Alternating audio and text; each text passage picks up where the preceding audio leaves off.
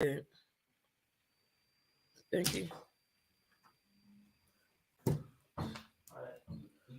I'm good, baby. Thank you so much.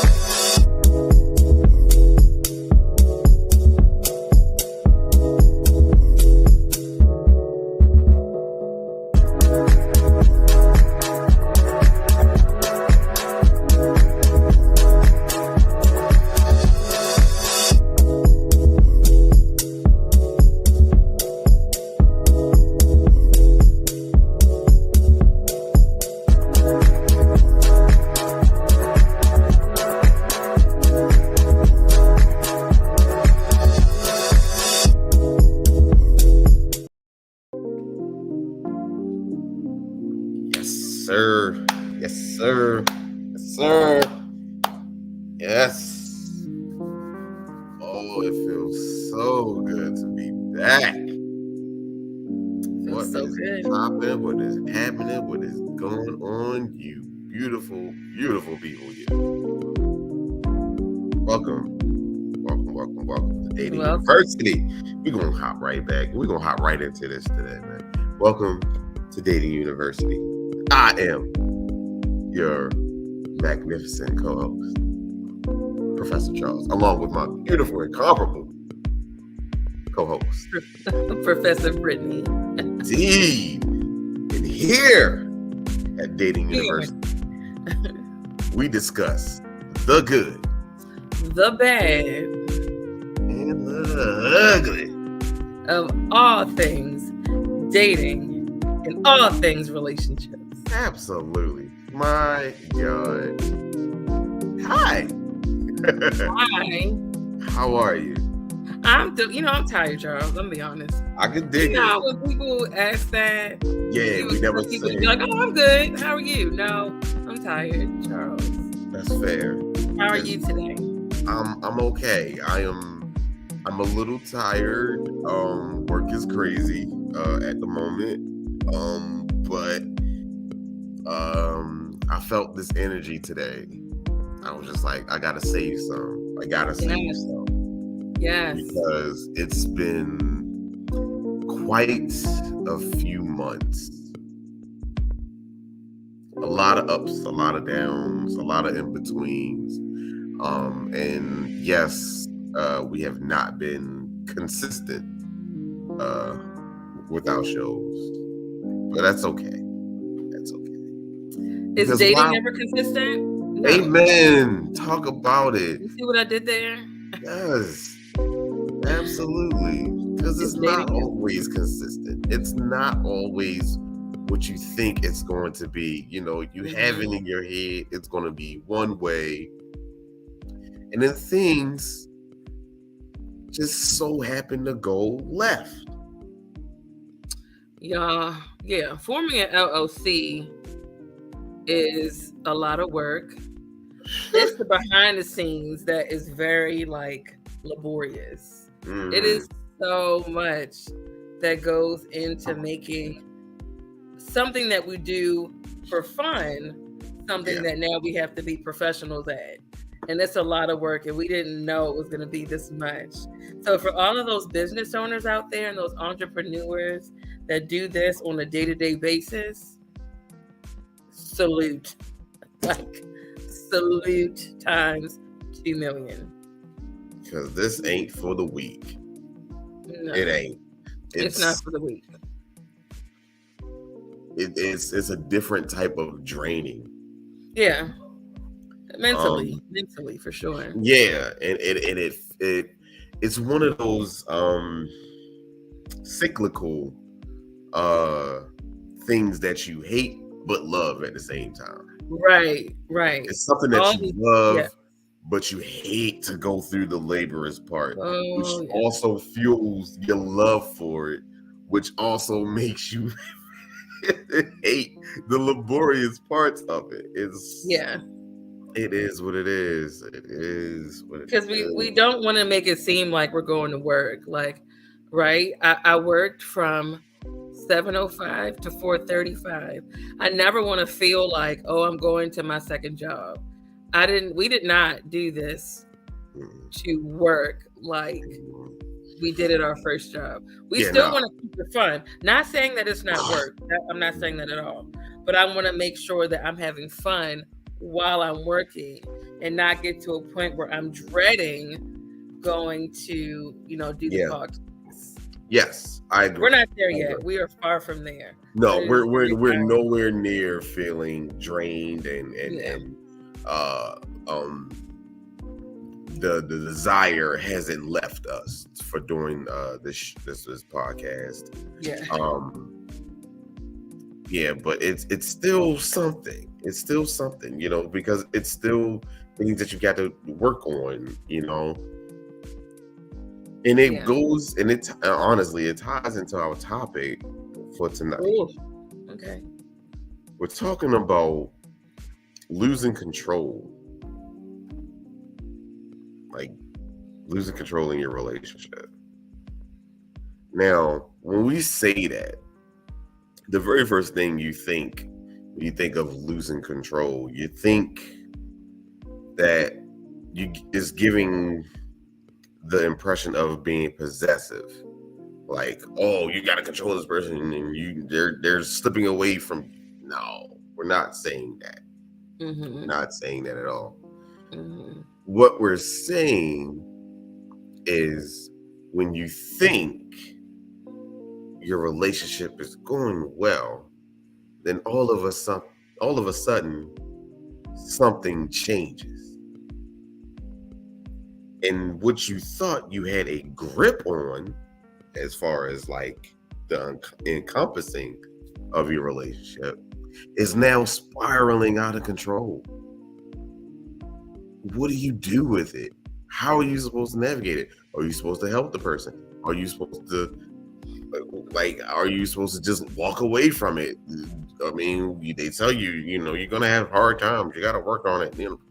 What do you do when someone in the relationship is spiraling and is dragging you down with them, spiritually, emotionally, physically, financially? How do you deal? Yeah. How do you know when do you grab the reins and be like, hold on? Do you call out, Mayday, Mayday? Yeah. I mean, this plane is going down. Yeah. I'm thinking a question to pose to you, and then our answer is, outside of dating and relationships, when was the last time you truly felt like you weren't in control of the situation, and what did you do? And do you apply that same energy to when you're in a relationship or when you're dating? I want to say for me, and I think we've talked about, I don't know, did we talk about this? We talked about this one particular person, but I don't think we've talked about this particular incident on the show. Okay. Where I felt completely out of control. Like there was nothing that I could do but sit and watch this play out until I was in a space where I felt, okay, now I can grab the reins. I was dating this one person, and we went down to visit her peoples down on the Eastern Shore. I'm not an Eastern Shore person, so I rode with her. Had a pretty good day and everything. We got to her people's house, and her parent was being really, charismatic, funny to me, jovial, and everything. and the parent was making a few jokes at her expense. But in my opinion, they were literally just jokes. The person I was seeing felt like it was disrespectful of me to laugh at the jokes that her parent was giving. And she said, you know what? Since you find her so funny, you find your own way home. Got up, left out of the house, got in her truck, and drove I remember. You were done that day. You were like, it's a wrap. It was Sunday evening, around 10:30 at night. Did the parent offer to take you home? I live in Baltimore. I don't even remember if the parent even had a car. I think she did. But it was a lot. It was a whole lot that happened in that 15 minutes of complete unknown uncertainty. How the do I deal with this? Who do I call? And Sunday night, 10:30, to be like, hey, look, you want to take a 2-hour drive down the Eastern Shore to bring me back home? Oh. Who do I call? Ooh. Besides Jesus? Besides Jesus. And last time I checked, that man been sitting up in heaven for the last 2,000 years. Yeah, because I mean, that was a literal, like, Jesus take the wheel moment. But eventually, the person I was seeing again, she came back, and I got in the car, and I was just like, all right, Charles, what do you do? What do you do? This person has manipulated you into this situation. She has tried to exert some form of dominance, had tried to downplay you, punk you, make you feel less than. What do you do? I am completely and utterly out of control. I have nothing that I can do or say. I don't know this area. I don't know anything. So I rode in silence, fuming on the inside. When I say I was listen. I don't know if anybody out there understands or have ever experienced the rage of an Aquarian, but it's unlike anything you've ever seen. It's unlike. It takes a long time to get us to a certain level, but once we're there, baby, it's there. So I literally sat in silence for 2 hours. Oh my gosh. Because there was nothing I could say. What could I say? Because I knew everything that was going to come out of my mouth was going to be vitriol. An expletive? Expletives. Everything. Expletives. And all it would have had to do is all she would have had to do was stop the car and say, get out. Right. And then I would have had to come pick you up on the side of the road. And then I would have been giving you expletives. Like, how the beep did you let this beep take you to beep, beep, beep? Yeah. So I held my tongue literally to the point I could taste the blood in my mouth from literally biting my tongue. Because I had to keep me from, like, I can literally taste the blood in my mouth. Ooh, like that copper metallic-y taste. I will never forget it. Never forget it. Ooh. It wasn't until we were back in Baltimore and we were close enough to where I can, like, if something was to pop off, I could take that bop and get to my car. Easy peasy, whatever. But I even held my tongue even more until I can actually visually see my vehicle. And I was like, yes, God, thank you. When I say I unloaded on this person, and I mean unloaded, I honestly can't even remember everything that I said. So that's why when she sees me, it's a side eye. It better be. I give her the same side eye back, so we're just side eyeing each other at this point. But much deserved. Oh yes, because you guys weren't in a similar. Gotcha. Y'all running a similar. So in that instance, you literally were not in control. So how did that make you feel, knowing that you were pretty much at her mercy to get home? How did that make you feel as a man? I felt helpless. I felt diminished. I felt less than. I felt stupid because I didn't drive. I felt I felt even stupider for not taking up on, because all right, so we were at an event for her parent, and at the event a couple of her friends were there. One of her friends was giving me mad rhythm, and one of her friends that knew you were there with her was giving you rhythm. Yes. Was she like licking her lips, or was she just like flirting? I mean, here, the touching, the laughing at the jokes. Y'all know how y'all do. Y'all know how y'all do. I mean, everything. It was all of that plus. And I didn't take her up on it. I was just like, it ain't. So she did lick her lips. Yeah. So I was just like, But yeah, and that's her friend. That was her friend. That was her friend. Girl, if you watching this, you need to reevaluate your friend circle.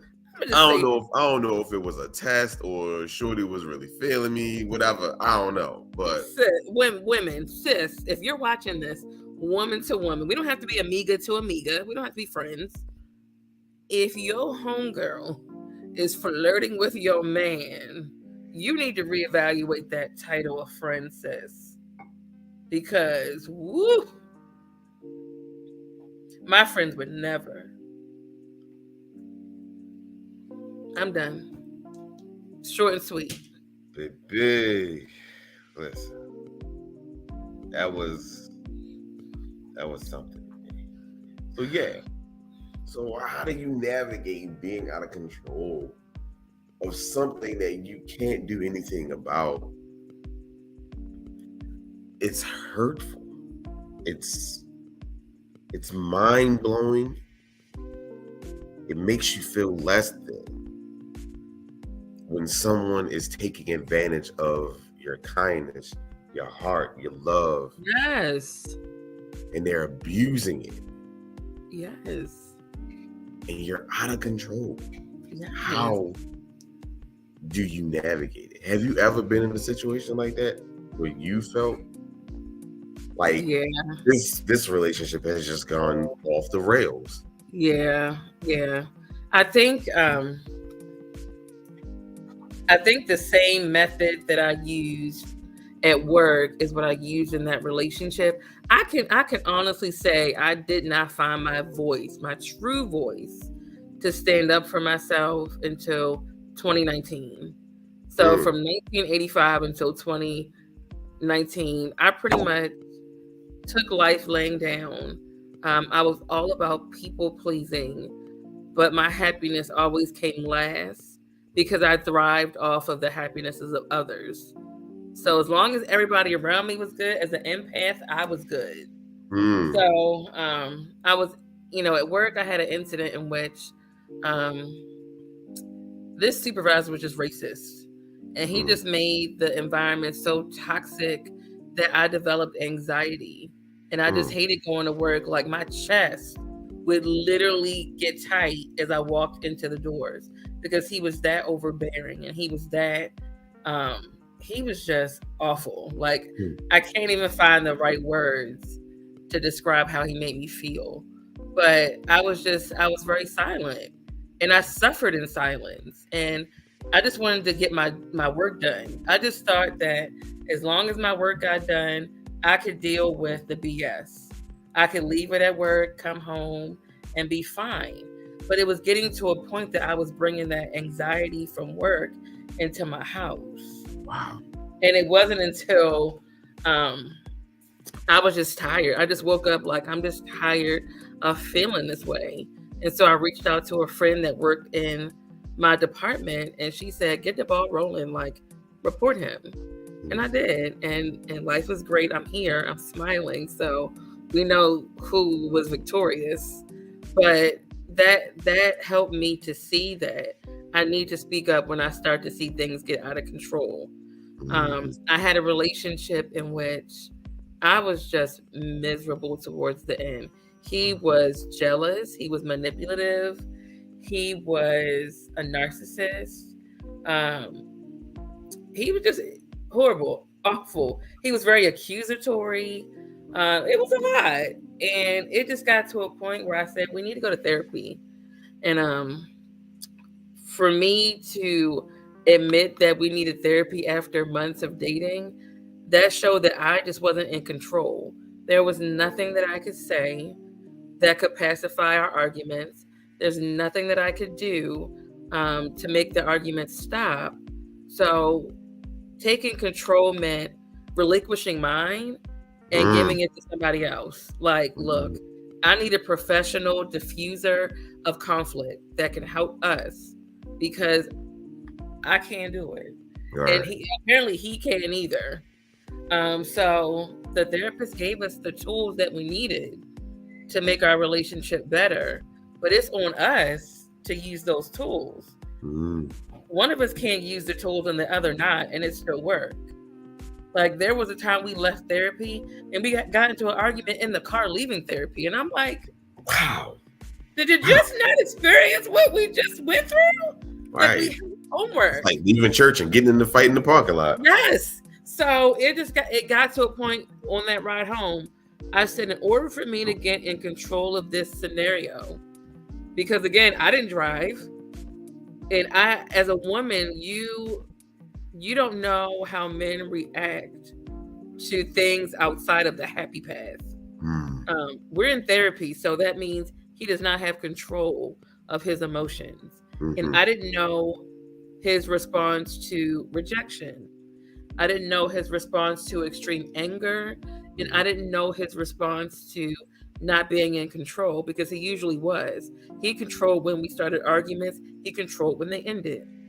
But I was in a position to make a decision that was going to impact our lives forever. I wanted it to end.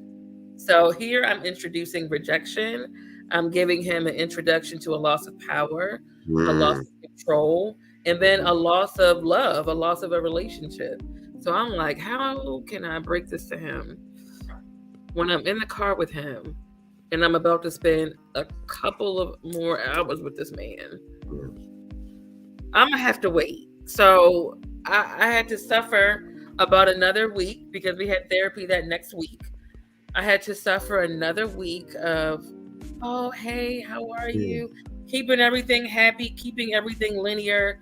If he started an argument, I would just concede. You know what? Never thought about it that way. You're right. Yeah, I was totally wrong. You are correcting your assessment. But I said, we have therapy on Wednesday. This is going to be one for the books. So I need you to prepare. And so we got to therapy. And the first thing I said was, it's over. It's over. We can use this hour to talk about why we didn't work. We can use this hour for you to say whatever you want to say. But it's over. When we leave this therapy session, we are no longer together. I am taking control back of my life, back of my heart, back of my mind. So whatever you got to say, the floor is yours. And he went on for an hour. So much. He went in on me for the hour, and I sat there like, really? Like all I heard was womp womp wah, womp. wah, wah, My wah, eyes wah. were looking at the clock, and it went Mm-hmm. around that 4 hour. He paid for an additional 30 minutes to badmouth me. Another 30 minutes. Wow. I didn't care. You're paying for it. You're paying for it. So once that was over, left out. Um, that was the end. He didn't leave peacefully, but we didn't have to, call the cops or anything. Okay. But I mean, rightfully so. You're losing everything Mhm. that you worked for, that you were excited about, that you were happy about. But Yeah. in that moment, It's that part. in that moment though, I said, Britt, my happiness has to come. My happiness has to come first today, because this is not working for me. Like, Mm-hmm. I don't like the feeling of seeing somebody call my phone and I get a chill throughout my body. I don't like that feeling of, Threatening to put your key in wondering the if door. he's sitting outside my house. Right. I don't like that feeling of talking to my friends and they're being like, "Oh, he reached out to me." For what? So just that overlying, like, that cloud that was hanging over me of what next. I was tired of it, and so I had to do what was best for me. Yeah. And that's what it boils down to when you feel the slipping away from, your relationships, whether it be work or your romantic or even your family. You at some point you have to say enough is enough, and you have to try to take back that control. Yes. Like to say you're taking possession of the situation. You're not Yes. saying that you're trying to be controlling of the Right. person. You are more so getting back to some semblance of sanity. Because we see so many people that are in these relationships Yes. that are, and I'm not going to use the T word because everybody in the world named Mama used the word, and it's annoying at this point. But that is just so detrimental, and everybody else sees that. Look, you are losing this battle. You need to pull up. Or otherwise you're going to crash with this person, because this person is deliberately crashing your relationship. Yeah. When are you going to put them out of the seat, take control, and pull up? Yeah. And I mean, that's deep right there, because it's like, this is somebody who you've been taking this ride with. Mm-hmm. You've been taking this journey with. So sometimes I don't want to get out the car, because if I'm your ride or die, I want to ride till the end. But that was my mentality, was ride or die for a lot of relationships that were literally killing me. Like, Mm-hmm. I'm literally dying in these relationships, but I'm continuing to ride because I don't want to have this stigma of being this person that's flaky, that's not, compassionate, that's not one to stick by their partner's side. Again, back to the people pleasing. So it's like, at what point do I get out the car? When I see it's out of control? Because, baby, I've done some U-turns. I've taken some wrong turns with people. I'm going down one ways with people. I'm sitting here driving blindfolded. I'm allowing him to drive blindfolded. We're wearing no seatbelts. We both have our eyes off the road. Like, we just were not in good spaces. But just the fact that I'm still there is what made me feel like I was being a good partner. When in actuality, I was actually hurting not only myself, but the relationship and also that person. Yeah, because sometimes holding on hurts worse. Yeah. Like you said, you were literally killing yourself, what I'm saying, on the inside. And we don't realize that, what I'm saying? Like you said, we're taught to be this ride or die, like, oh, I don't want to feel like I'm, letting this person down, or and it's just like, well, we already know that the dating pool has pee in it. And you don't want to go around and try to find somebody else new and then get to know them. And so we mentally settle. We settle in our mind, and we like, Well, the person ain't that bad. They didn't spend all of my money. Right. They didn't hit me so hard. They didn't berate me so bad in front of my family and friends. They didn't, kick me down the stairs, all of them. They didn't do all, and we make excuses.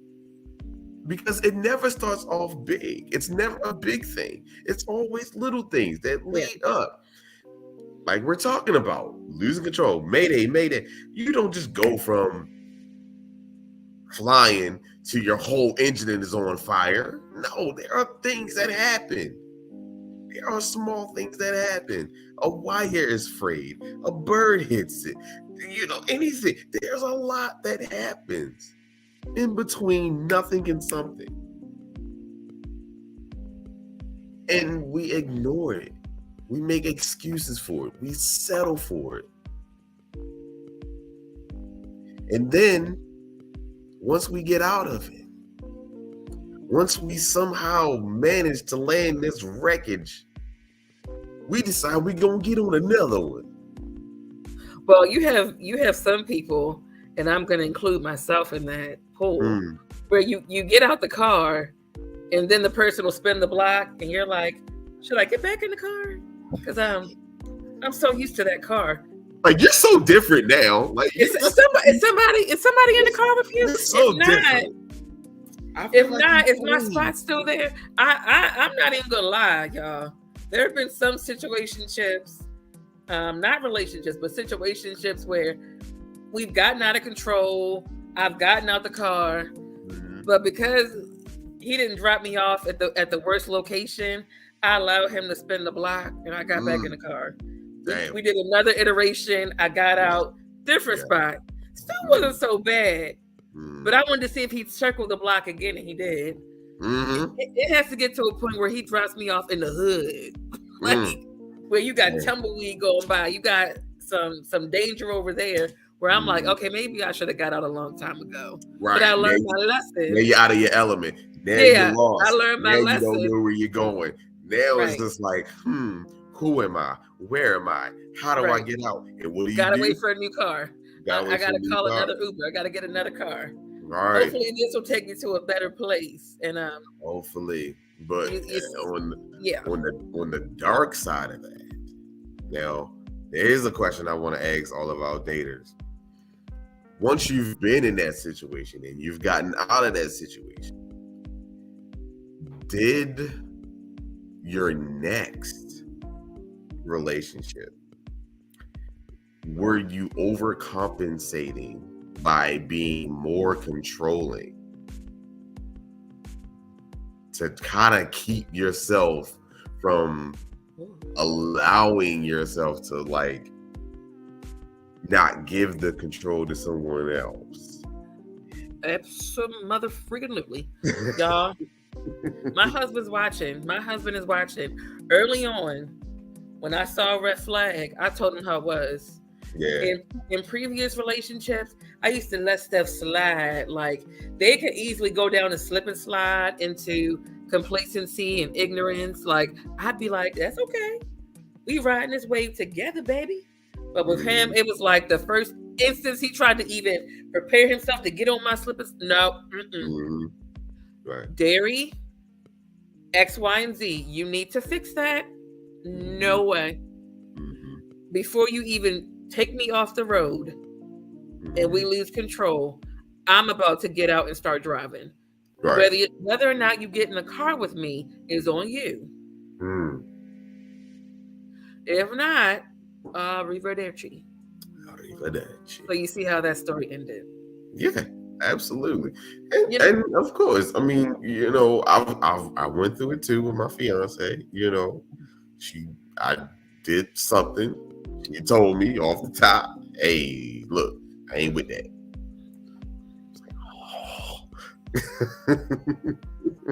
Oh. I ain't listen. It happened again. She was like, yeah, no. And I was like, oh, you were sick. Oh. Yes, she was. I was like, okay, all right. I had to fix that. Like you told Darius, I had to fix that. And luckily, she let me spin the block on her one more time, man. We've been in the car ever since. I know that's right. Control isn't gender specific in a relationship. It's not. Both people have to have equal control to make this thing work. And what I'm thankful for is that I have a partner that recognizes that. He doesn't puff his chest out because I consider him the head of the household. He doesn't exert this like toxic masculinity around the house because I consider his judgment, the final say so. No. He allows me to give my input. He allows me to, vocalize my opinions. He listens, he actively listens at that. And he will take that into consideration without giving any buck back. He's not like, well, that's not how it goes because I say so. He's like, Brittany, I thought about that, and you're right. There are times where his tone is not the best, and he'll come back and say, babe, was my tone off? And I'm like, yeah, it was. Your tone was off. And he's like, I'm sorry about that. And I'm like, y'all know, compromise, a willingness to have accountability, those are turn-ons. Fellas, free game tonight at 8:08 p.m. Women love accountability, living proof, ownership of one's craft. Genuine apologies go a long way, and change behavior will make her stay. I'm just saying. Right, and that's real. That is absolutely real. Man, I don't like it. What? No, I just don't like the overall feeling like when you know that your relationship is not in a state where anybody's in control and it's just going haywire and you don't know where to start and where to stop with trying to fix it. And I just remember that feeling of knowing that things were irreparable. And this was with somebody who I genuinely loved and cared for. To get to that place where things are so out of control, you're like, the best way to regain control is to just let it go, is one of the worst feelings in the world. One of the worst feelings in the world. I'm happier. But I'd rather be happier with you than happier without you. But, life isn't always fair, and dating isn't always fair. Yeah. That's something that we got to talk about. And I think people give up because it gets a little rough. But nobody said dating was easy. Like, nobody said that dating was something that was very linear.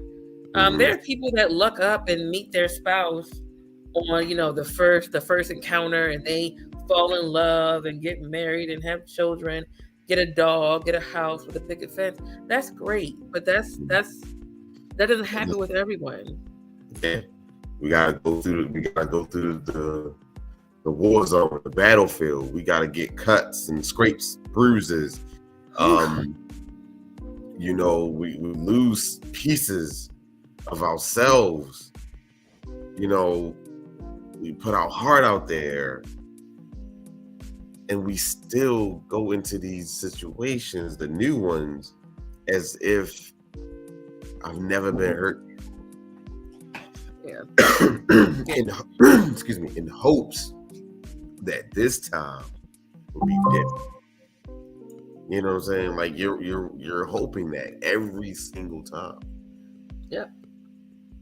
And yes, that shit sucks.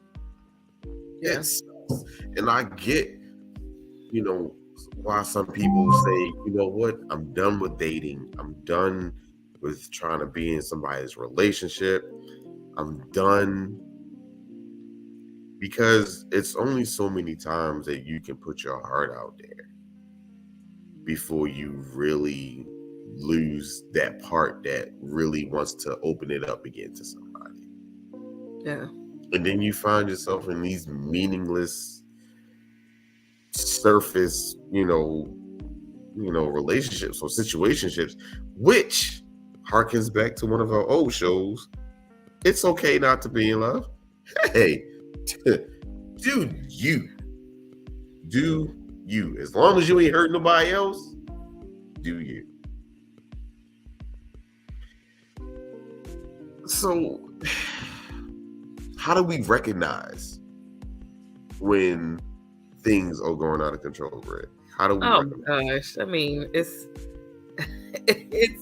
pretty evident. I mean, for one, I think each scenario is different, but you can tell when something is out of control, when it deviates from your normal. Like when you're used to, okay, I feel this way about something, this person feels a way about something, we always come in the middle and we work it out, and life goes on. When it gets to a point when you feel your way about something and the other person feels their way and nobody is giving any leeway to even try to compromise, no. No. When it gets to a point where the relationship, this no longer brings you a sense of happiness, brings you a sense of peace. Like when you don't have control of something, what are the emotions that go through your head? Like you have a feeling of uncertainty, a feeling of anxiety, a feeling of just hopelessness, a feeling of just loss. Those same type of emotions come into play when you're in your relationship or when you're dating. Those same types of feelings of hopelessness.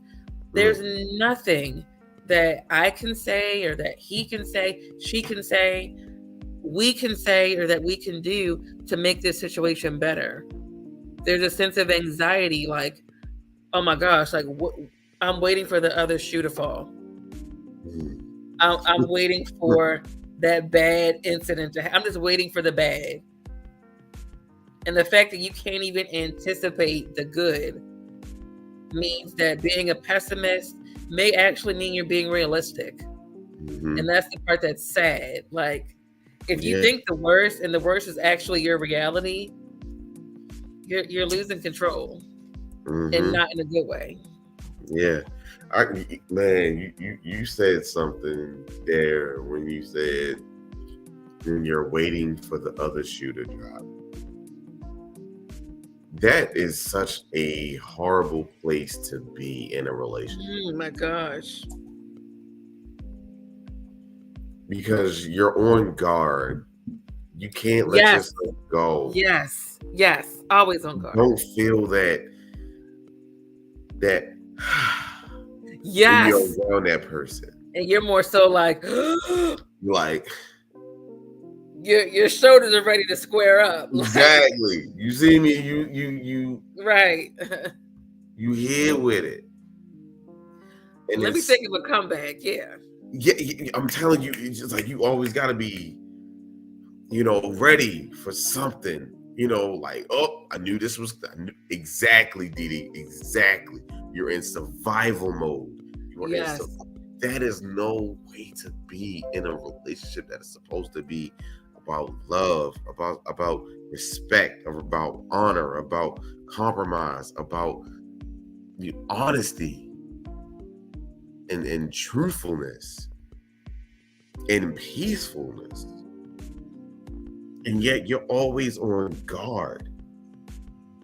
That is a horrible place to be in a relationship. And I encourage anyone, and I mean that anyone, I don't care if it's your mate, your coworker, your boss, your mama, your daddy, your brother, your sister, your cousin, your best friend.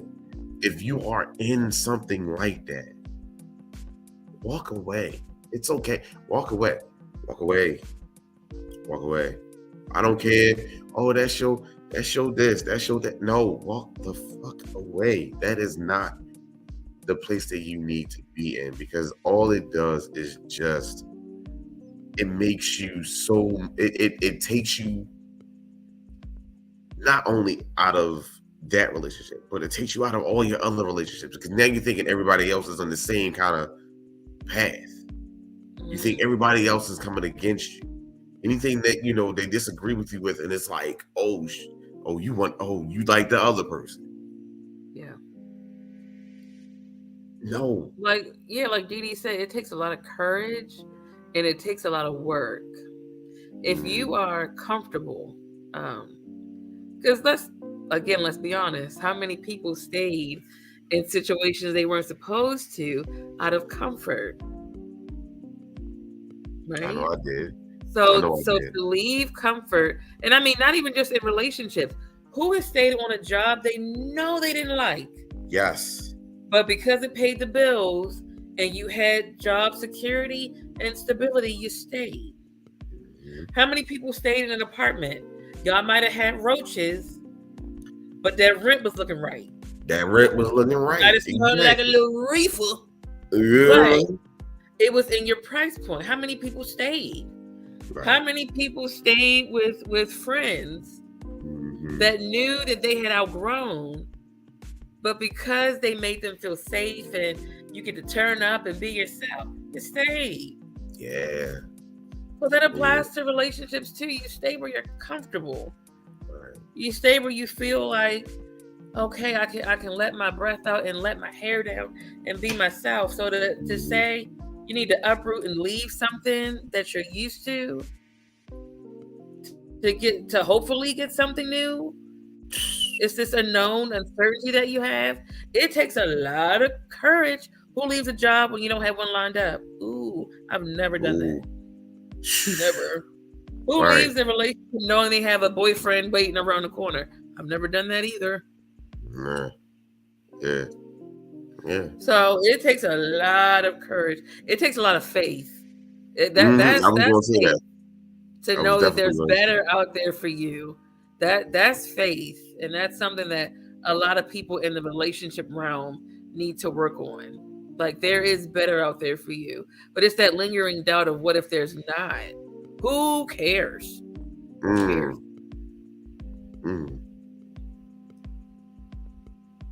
That's good. Can you read that, Charles? That's sure. Good. Letitia said, "Hey, Letitia. Hey, Alex. Man, I miss y'all. How y'all doing?" She said, "Divorce really made me reevaluate all things in my life. I've learned how to live in discomfort to elevate. If it's not working, I'm out." Yeah. That's that. That's it. Ain't no punchline to that shit like that. I love that. I don't know what else. I don't know what else people want. I don't know what else to say to that, but I love that. And to think, y'all, like marriage is supposed to be for forever.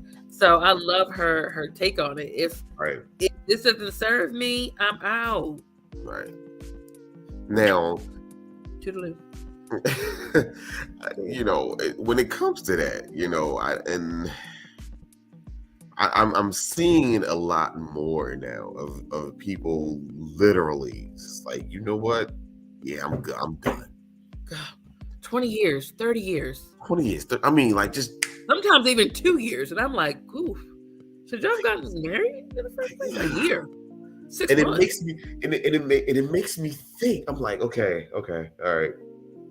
Are you doing it because you are temporarily not happy, or are you completely not happy? Well, here's the thing. You can tell that if they get back together right away.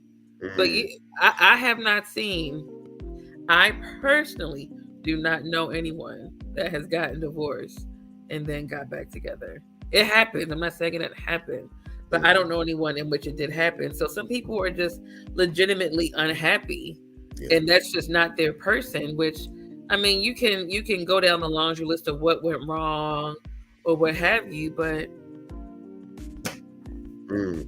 they're doing what serves them and what is best for them. Some couples may try couples therapy. Some people may say, look, it's too much to bear, gotta go. But as long as they're happy with their decision, more power to them. But as for me and my house, we're fighting for it. Yeah. Like, I just finished watching The Best Man, the final chapters. Oh my gosh. And the Robin and Harper's Oh my gosh. marriage. Oh my gosh. Like we may have to do a form on that. We may have to do a form on that. We may have to. We may have yes, to. I see where she was coming from, but I'm also contesting of how she went about it. Oh, Charles, you know what? I think we need to do a weekly Best Man series and breaking down every relationship on that show, because every relationship is different and it shows a different side of dating and marriage. We need to, I think we need to definitely do a weekly and start with, we got to start with them.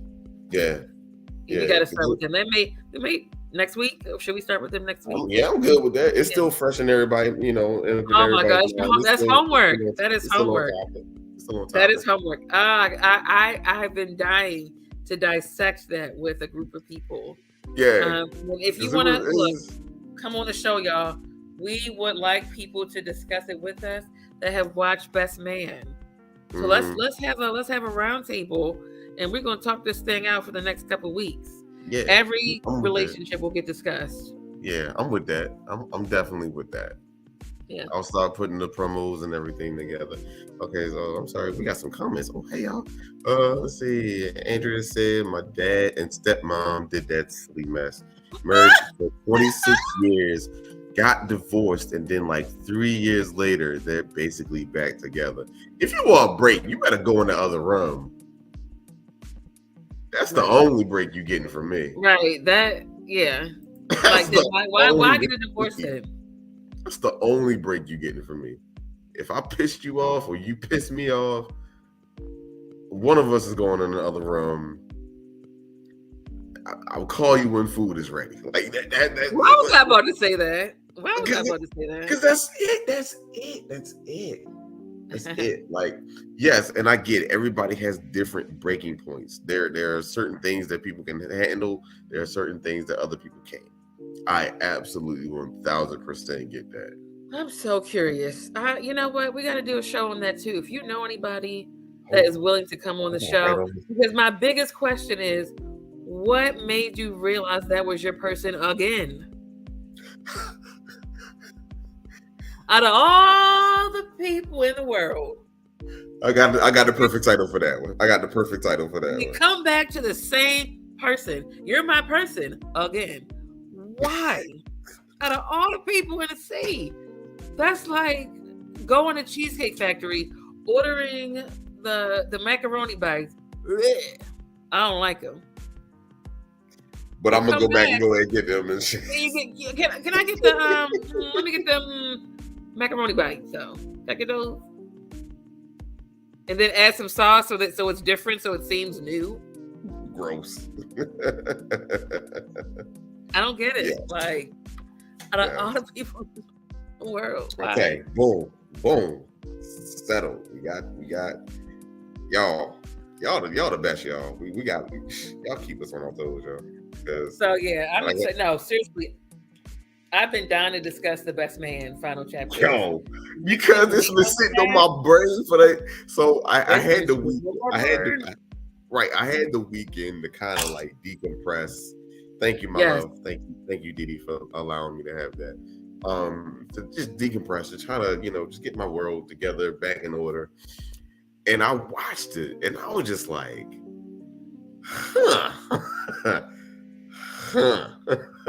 okay, I see. Yeah, stupid, but okay. And I saw that from a couple people in a couple of the relationships. But I enjoyed it. It was thorough, which I'm glad it was. Oh my gosh, what a great show. I'm so glad. The first episode was a little scary for me. I thought it was going to be this cheesy 8 episode. Yeah. Tyler Perry has like crap. They put their heart and souls into it, and it all came to a fairly beautiful conclusion. Yes. Fairly. The dynamic for me, when we start next Thursday on Harper and Robin, that will be a talk for the books It because will. It will. my opinions go against the grain on who the villain out of those two is. Spoiler alert. You gotta watch it, but I'm literally about to say it, but you gotta mouth it. Let me see.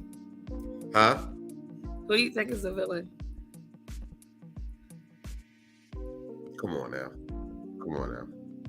We're gonna save it for next week. Okay. I know I got excited. I mean,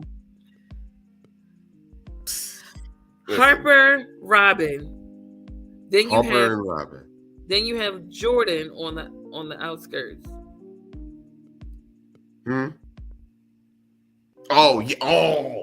Oh, hell yeah. That's a whole nother layer. Y'all saw I know my lashes are really long today, but I have to really squint my eyes to that. If you watch the first movie, the first installment, and the second installment, my recommendation is watch the series and then watch the 2 installments so that you can get a full picture of the dynamic between everyone. Robin is one of my favorite characters, actually. When you watch the first movie, you know what? Somehow that makes a lot of sense with how your own character is. Yeah, that makes a lot of sense. She's one of my favorite. Tactful. She handled a lot of situations with grace when she could have popped off. Homegirl could have popped off several times, but she handled it with grace. And you have Jordan that has her hands behind her back like, hey. Okay. All right, girl. So we'll discuss all of that next week. Yeah, that Dee Dee, thank you. People don't want to discuss Jordan. People want to call Robin the villain, but they need to go back and watch the first 2 installments of the movie. I feel like when you just come in and you haven't watched the movie and you're watching the series, I can see why people think that Robin is a villain. But when you watch them first 2 installments, then you go into the series, you're like, what's wrong with it? Then you're like, Robin ain't that bad. And that was the problem. Y'all doing the most. Y'all doing save it for next Thursday. Y'all about to go off in these comments. Y'all chill out. But yeah, because with those two, between Harper and Robin, and it came up several times in the other relationships between Harper and other people. Yeah. And they were trying to give him the hints, like, yo.